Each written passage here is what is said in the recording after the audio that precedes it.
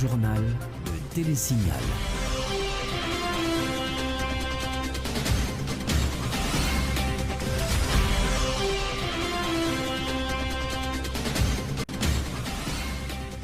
Mesdames, Messieurs, bonsoir. Très heureux de vous rejoindre pour le Point Journal. À la une de l'actualité, le CEP constitue finalement le bureau du contentieux électoral national, chargé de trancher sur la quinzaine de cas de contestation de candidature aux prochaines législatives. Un verdict qui retarde la publication de la liste définitive des candidats agréés annoncée pour le 1er mai dernier. C'est Sauveur Pierre-Étienne qui représentera l'OPL aux prochaines élections présidentielles après avoir remporté les primaires du parti avec 63% des voix exprimées. Jackie Lumarc, lui, représentera la plateforme Vérité.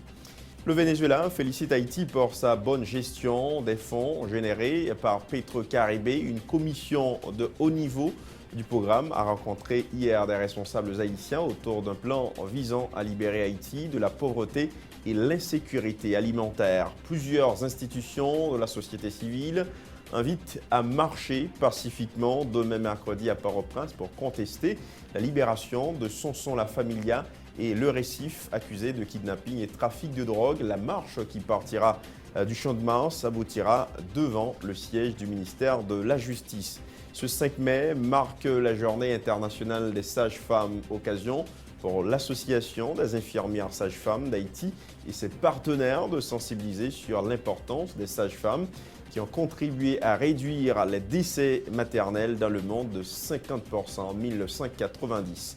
À l'étranger, les États-Unis enregistrent leur déficit le plus élevé depuis près de 6 ans et demi. En mars dernier, une baisse de capitaux due à l'augmentation des importations selon le département du commerce.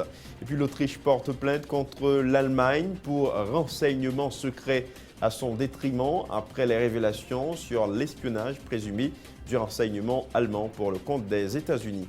Voilà pour les titres, mesdames, messieurs. À tout à l'heure.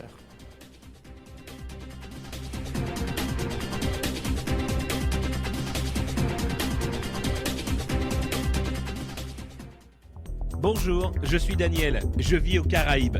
Malheureusement, quand il s'agit de shopping, je suis toujours à court de choix.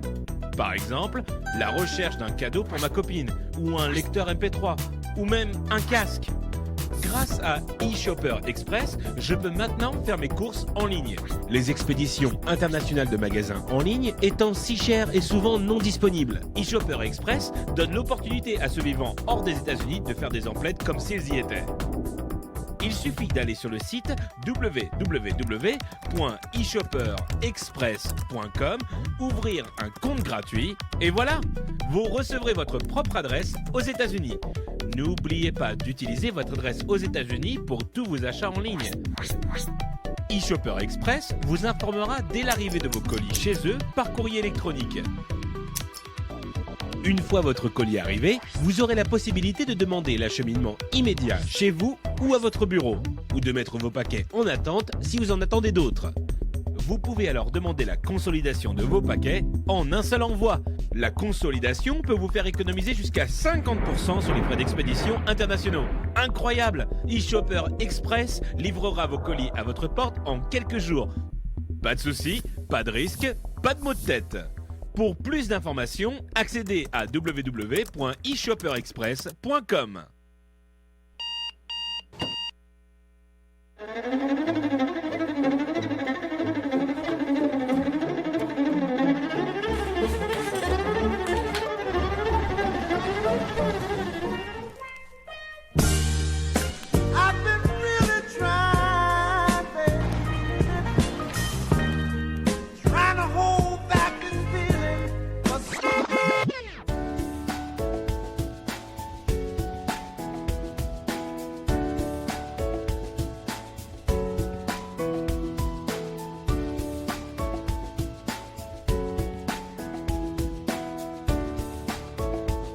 Démaquillant, lotion après rasage et lotion rafraîchissante. Limacol, la fraîcheur de la brise dans une bouteille. Limacol est un produit de la Disprofar en vente dans tous les supermarchés et les pharmacies.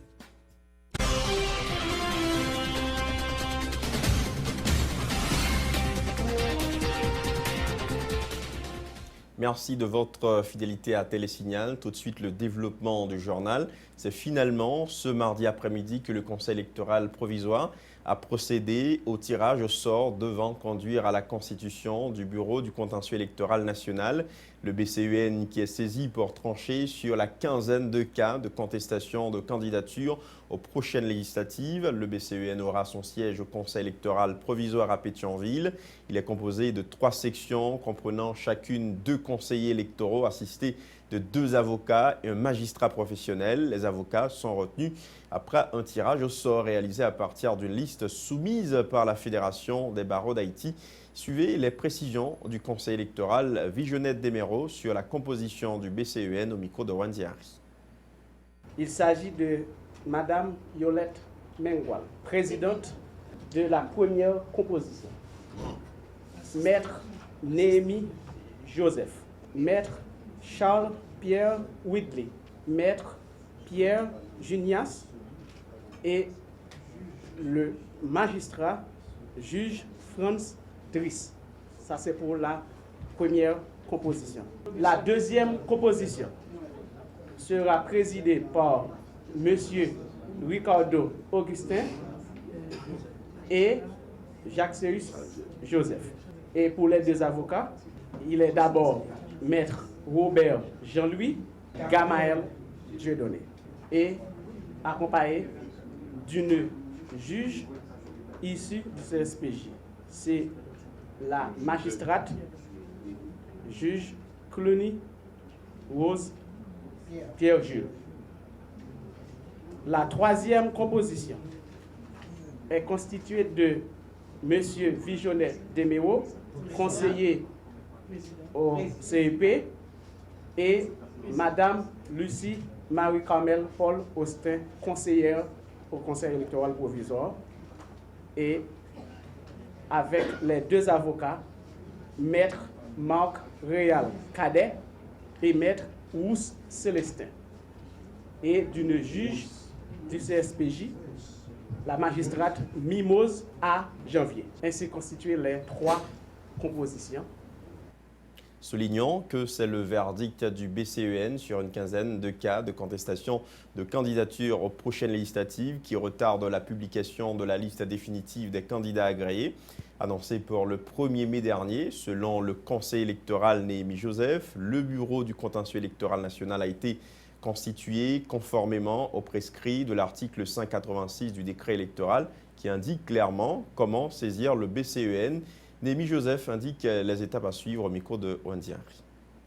Dans tous les cas, le greffe de l'organe contentieux saisi affiche dans ses locaux la requête du candidat contestataire et avise les parties dont les intérêts peuvent être mis en cause au moins 48 heures avant l'audition de la cause, tout en leur notifiant une copie certifiée conforme par le président du dit organe les pièces suivantes.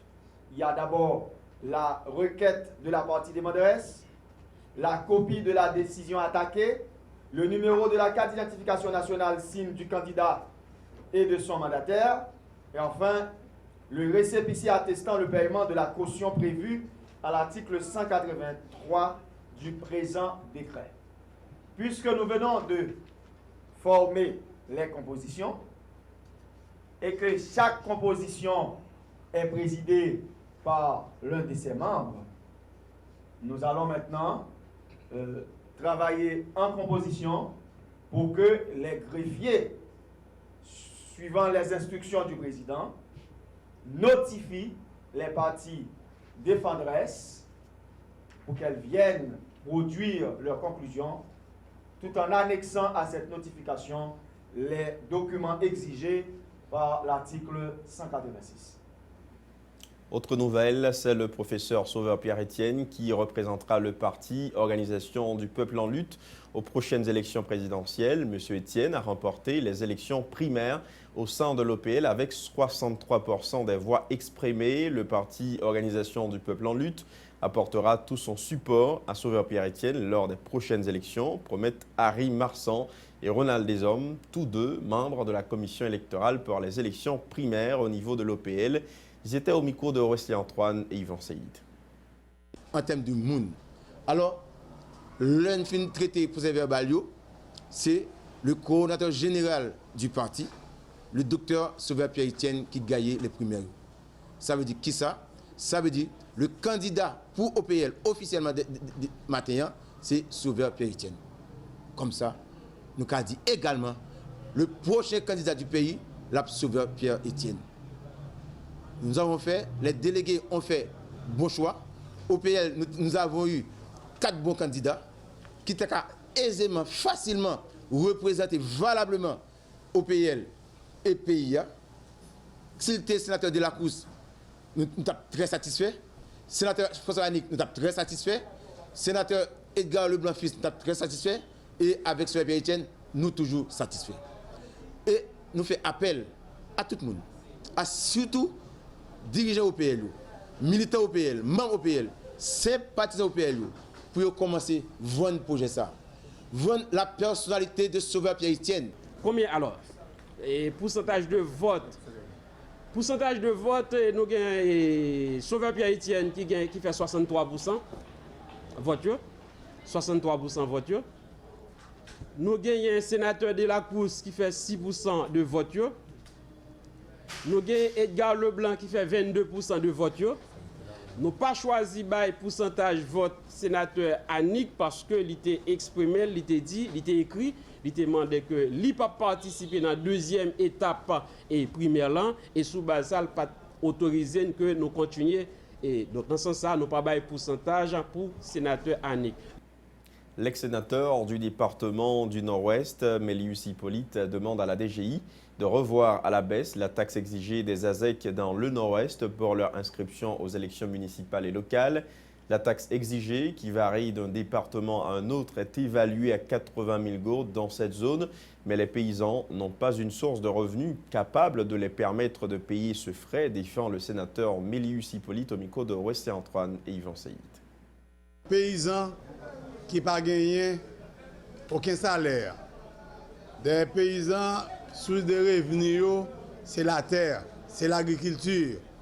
Et souvent dans le nord-ouest surtout, côté, il y a une sécheresse qui pèse dans la zone depuis plusieurs mois, qui fait que les paysans n'ont pas fait aucune récolte, au point que même bétail, meunier, gros bétail, a mouru parce qu'ils n'ont pas eu de l'eau pour boire. Et les gens ont demandé pour payer déclaration définitive d'impôt qui est évaluée par Catel 80 000 goudes. Nous voyons que c'est exclu, ils veulent exclure et classe Mounsao de processus électoral là.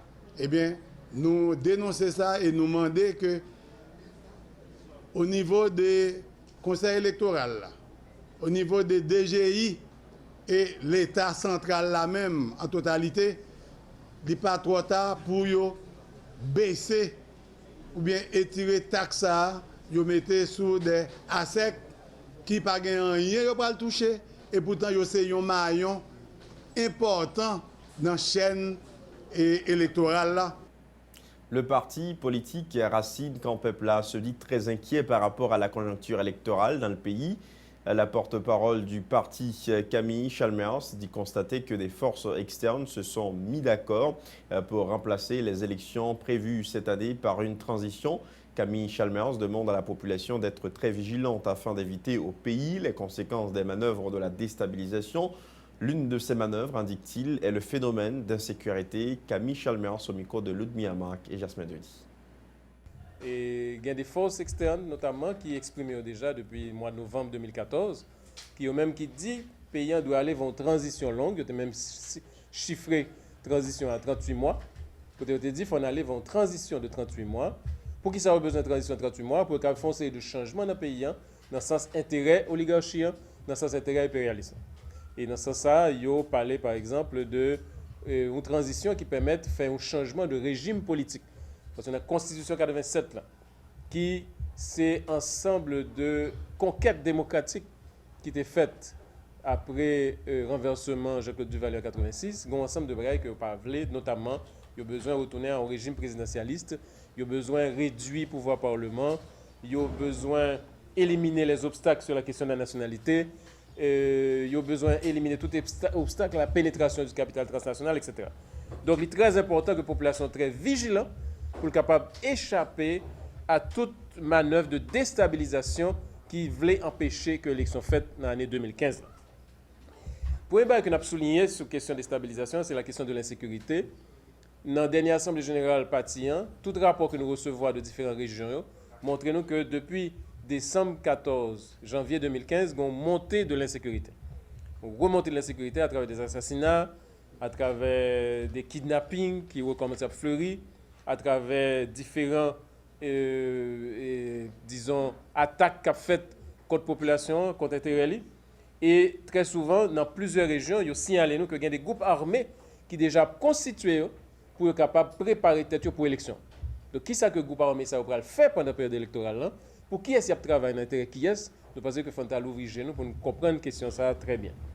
De son côté, le secrétaire exécutif du parti, Racine Campepla René Elsanon, a dénoncé le bureau du contentieux électoral départemental qui a autorisé, après jugement, la première dame de la République à participer aux prochaines législatives. La candidature de Sophia Serami Martelly au Sénat pour le département de l'Ouest est contestée pour cause de double nationalité. René Elsanon estime que c'est une décision politique et immorale. René Elsanon.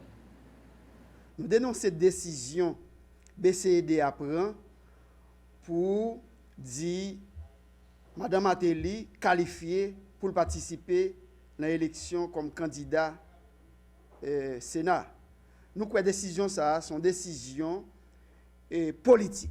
Une décision politique, mais immorale et sans éthique politique.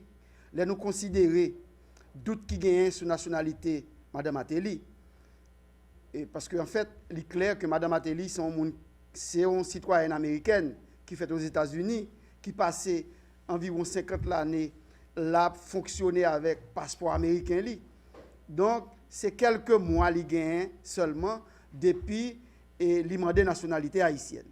Donc, dans ce sens, ça nous dit décision BCDA sont décisions immorales et sans éthique politique. Et l'autre problème encore qui gagne la décision, ça, c'est que Mme Martelly gagne même démarche pour aller devant la justice pour question gestion fonds publics. Parce qu'en fait, l'État supposé gagne pour le rendre compte, gagne pour le jouer une décharge parce que l'État gère fonds publics. Donc, dans ce sens, ça, une autre fois encore nous dit, décision BCEDA sont décisions immorales et sans éthique politique. Comme annoncé en titre, Madame, Messieurs, Haïti assure une bonne gestion des fonds générés par le programme Petro-Caribé. C'est l'avis du Venezuela, pays ami initiateur du programme visant principalement à soutenir le développement du pays bénéficiaire. Le président du programme, Bernardo Alvarez Herrera, a en ce sens adressé une correspondance hier lundi au directeur du bureau de monétisation à Port-au-Prince afin de féliciter le gouvernement haïtien pour sa bonne gestion des fonds du Petro-Caribé et pour l'investissement de ces fonds dans des projets de développement durable, informe l'ambassadeur du Venezuela en Haïti.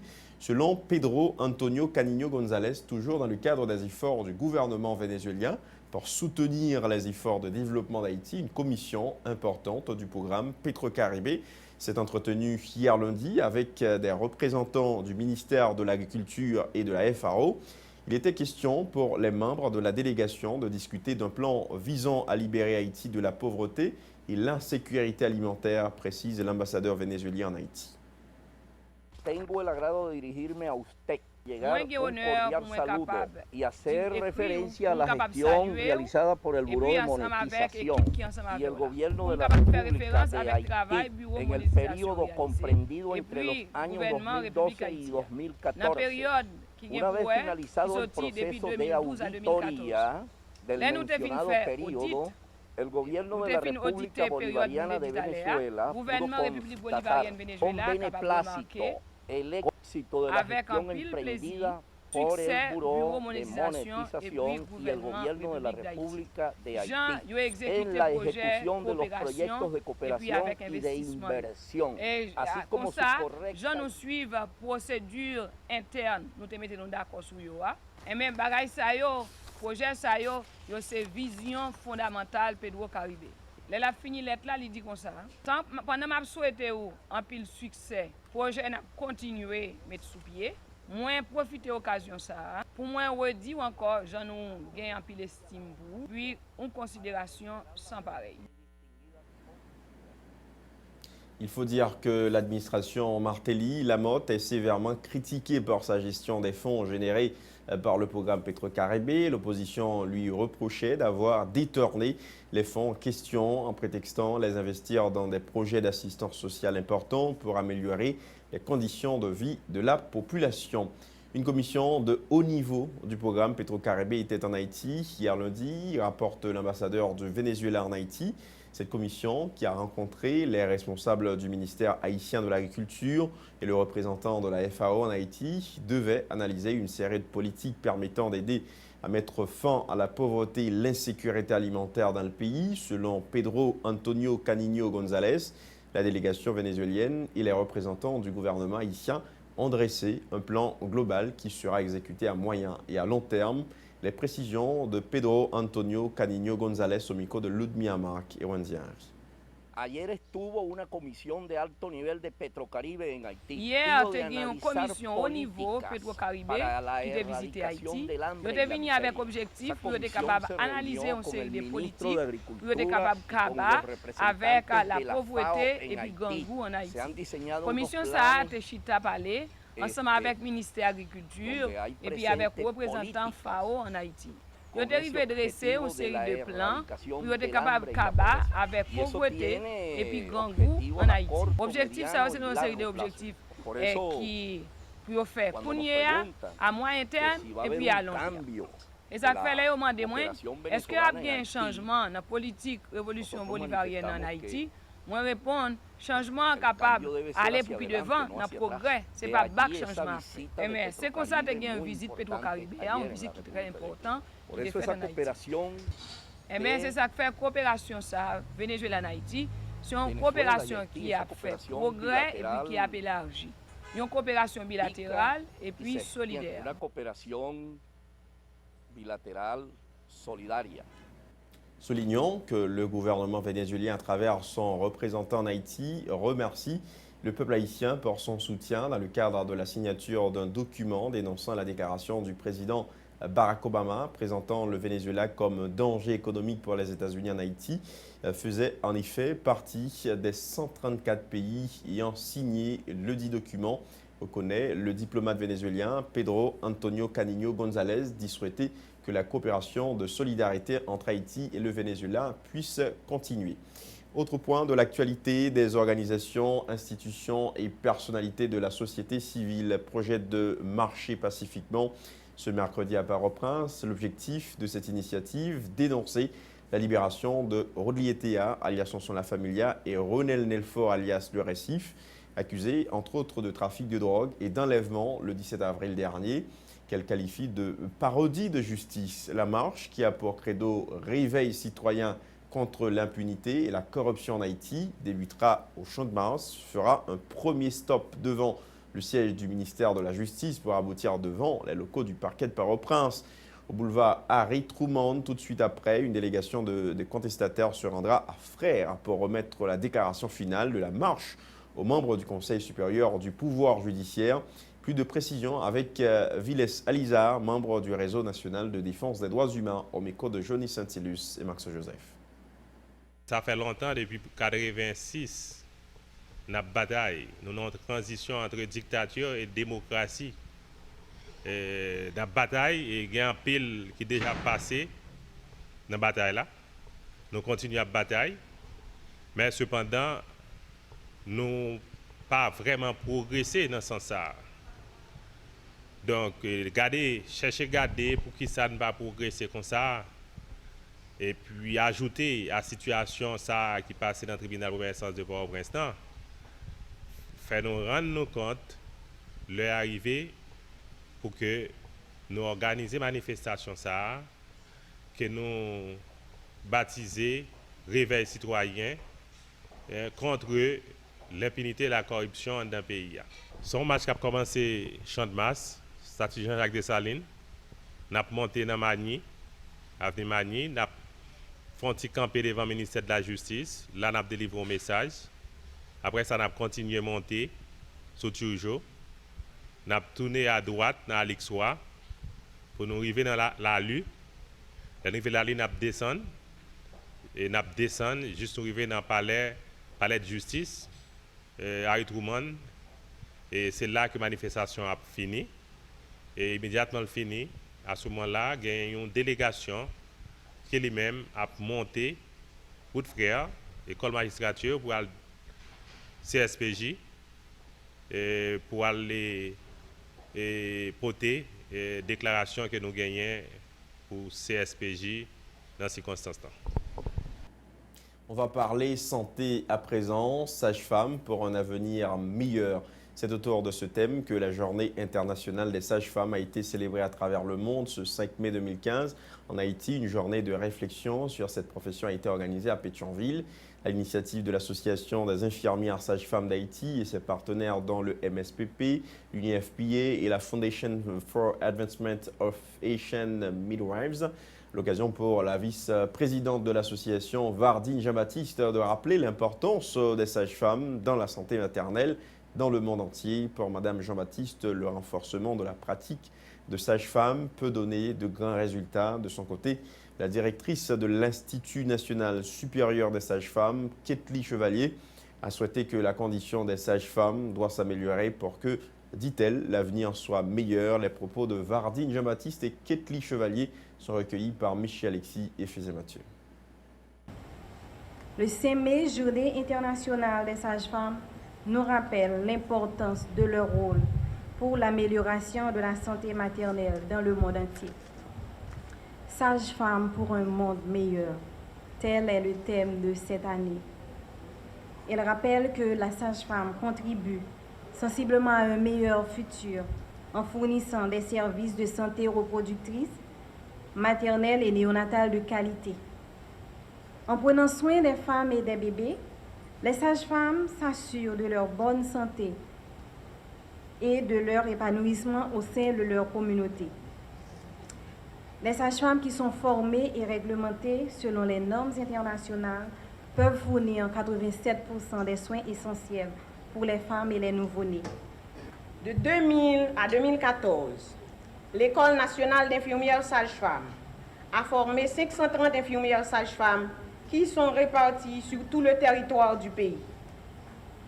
Ainsi, le 27 janvier 2011, un nouvel arrêté présidentiel porte à la création de l'Institut national supérieur de formation de sages-femmes, dont le sigle est INSF-SF. Le métier de sage-femme exige patience, détermination, des qualités qu'il faut cultiver pour affronter les vicissitudes quotidiennes parce que le monde a besoin de vous, sages-femmes, aujourd'hui plus que jamais. Réduire le taux de mortalité néonatale et maternelle en passant par l'augmentation de l'accès aux soins est l'une des priorités du ministère de la Santé publique et de la Population, rappelle Fritz Michel, représentant du MSPP à cette journée de réflexion autour du métier de sage-femme. Dr Michel a précisé que des démarches ont déjà été entreprises à cet effet. En exemple, il a cité la construction de plusieurs centres de soins obstétrico-néonataux d'urgence, de base et de césarienne à travers le pays. Pour la représentante de l'UNFPA, Marielle Sander, les décès maternels ont diminué de 50% en 1990 dans le monde grâce aux sages-femmes. Cependant, Mme Sander dit consciente que ces progrès sont insuffisants. Les précisions du docteur Fritz Michel et Marielle Sander sont recueillies par Michel Alexis et Fézé Mathieu. Elle a entrepris de construire des SONUB, qui sont des centres de soins obstétrico-néonataux d'urgence de base, et également de mettre en place des SONUC, qui sont des soins et qui sont des centres où l'on puisse faire des césariennes. Les SONUB sont en principe gérés par des sages-femmes. Ce sont des cliniques où les soins de santé maternelle et infantile sont donnés aux femmes par des femmes. Nous sommes fiers des progrès enregistrés dans le monde par rapport à l'objectif 5, à savoir l'amélioration de la santé maternelle. Comme l'a rappelé notre directeur exécutif, Dr Babatunde Osetimehin, les décès maternels ont diminué d'environ 50%, soit de 583 000 en 1990 à quelques 289 000. Ces progrès sont remarquables, mais ils ne sont pas suffisants. Aujourd'hui, près de 500 femmes continuent de mourir chaque jour dans le monde, des complications de la grossesse et de l'accouchement. Autre point, le 7e congrès universitaire de la pastorale universitaire de l'archidiocèse de Port-au-Prince se déroulera du 8 au 10 mai prochain sous le thème « Force de la manipulation au niveau de l'université haïtienne ». Thème choisi dans l'objectif de sensibiliser les étudiants sur leur positionnement face aux manipulations économiques et politiques. Environ 15 000 étudiants issus des 10 départements géographiques du pays sont attendus à ce congrès annuel organisé par la pastorale universitaire à l'occasion de la fête du drapeau et de l'université le 18 mai. Plusieurs personnalités telles la constitutionnaliste Myrlande Hippolyte Maniga, le docteur Rony Gillot et le professeur Patrice Dumont interviendront lors des conférences et débats prévus durant ce congrès. Suivons tour à tour les précisions du directeur et du coordonnateur de la pastorale universitaire de l'archidiocèse de Port-au-Prince au micro de Westé Antoine et Yvan Seyid. Congrès ça, l'y a fait pour capable aider étudiants yo, positionner yo de manière directe par rapport à tout ça qui est capable de faire comme manipulation.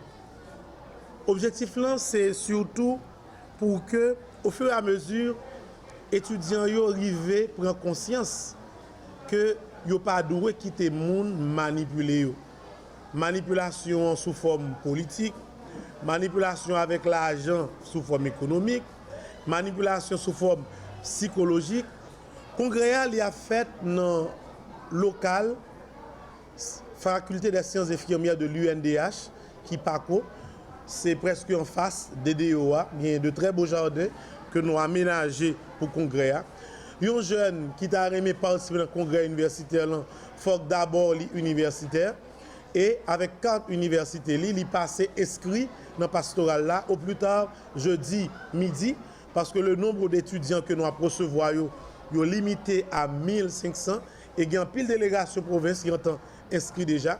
Nous avons comme conférencier professeur Jean Poincy, professeur Pierre-Marie-Michel Pacquiao et Gladys Prosper, docteur. Samedi 9 mai, de 9h à 11h, deuxième conférence débat. La fête sous aspect économique CIGEA. Nous avons comme conférencier sénateur Jocelyn Privert, professeur Camille Chalmers, professeur Eddie Labossière et économiste Kessner Farrell. L'actualité hors de nos frontières. Les États-Unis ont enregistré un rebondissement d'un déficit en mars le plus élevé depuis près de 6 ans et demi. Selon le département du commerce, le déficit a atteint le seuil de 43%. Cette baisse de capitaux est due à l'augmentation des importations, situation qui pourrait entraîner, en plus d'une croissance, une contraction du PIB américain au premier trimestre. Plus d'explications avec ce reportage de nos confrères de Renews. Le déficit commercial des États-Unis a atteint au mois de mars son niveau le plus élevé depuis près de 6 ans et demi, les importations ayant fortement augmenté après avoir été bloquées par un conflit social dans certains ports de la côte ouest, ce qui laisse présager une contraction du produit intérieur brut au premier trimestre. Le département du commerce a annoncé mardi que le déficit commercial a bondi de 43%, ce qui devrait entraîner non plus une croissance mais une contraction du PIB américain au premier trimestre. La deuxième estimation sera publiée à la fin du mois. La première avait donné 0,2% de croissance du PIB. L'énergie dégagée par le séisme survenu le 25 avril dernier au Népal est 700 fois supérieure à celle dégagée par la bombe atomique sur Hiroshima le 6 août 1945. Ces informations sont révélées par l'équipe du professeur Etiomos Lekas, expert en catastrophes naturelles, craignant un nouveau tremblement de terre au Népal dans les prochains mois. Le chef de la mission technique d'assistance de l'Université d'Athènes explique que cette catastrophe pourrait affecter toute la région. Reportage Euronews. 7557 morts selon un bilan toujours provisoire et un spectacle de destruction totale après le séisme qui a frappé le Népal la semaine dernière. Pour en parler, Euronews a rencontré un professeur de géologie à l'Université d'Athènes. Éminent sismologue, il revient d'une mission de 5 jours à Katmandou. Nous nous sommes rendus à Katmandou et nous avons découvert un paysage de destruction absolue. Tout s'est effondré, même autour de la capitale. Nous sommes arrivés au moment où les équipes de secours commençaient leur travail.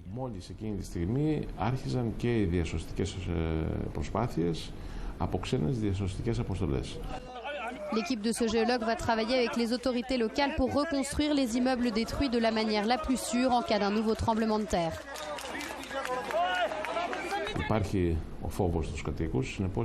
Les gens ont très peur. Alors les premières semaines ou même les premiers mois, ils vont rester dans des espaces ouverts et ne reviendront pas près de leur maison.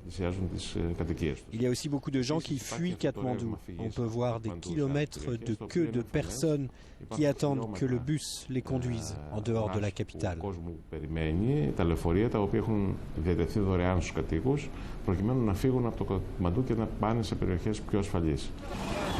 La population a peur, elle cherche à fuir en masse Katmandou, mais la promesse d'un avenir meilleur n'est sûrement pas au bout de cette voie de chemin de fer.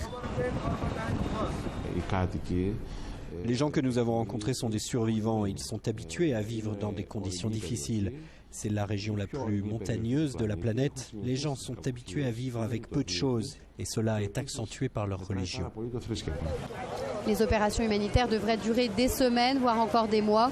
Plus de 131 500 militaires et policiers participent désormais aux opérations de secours, aidés par plus de 100 équipes étrangères. La chancelière allemande Angela Merkel fait l'objet de reproches après les révélations sur l'espionnage présumé du renseignement allemand pour le compte des États-Unis. L'Autriche a porté plainte et réclame des explications à l'Allemagne à ce sujet. La plainte a été déposée auprès du parquet de Vienne mardi pour renseignement secret au détriment de l'Autriche. Plus de détails avec nos confrères d'Euronews. Les reproches et la défiance à l'égard d'Angela Merkel continuent après les révélations sur l'espionnage présumé du renseignement allemand pour le compte des États-Unis. Après le groupe Airbus qui a porté plainte, on a appris ce mardi que c'est l'Autriche qui avait elle aussi ouvert un contentieux pour un possible espionnage de plusieurs de ses responsables politiques. Sigmar Gabriel, ministre allemand de l'économie et dirigeant du SPD, le parti social-démocrate, a fait savoir qu'il avait interrogé lui-même Angela Merkel à 2 reprises sur la question. La chancelière aurait récusé tout espionnage économique, mais Sigmar Gabriel insiste.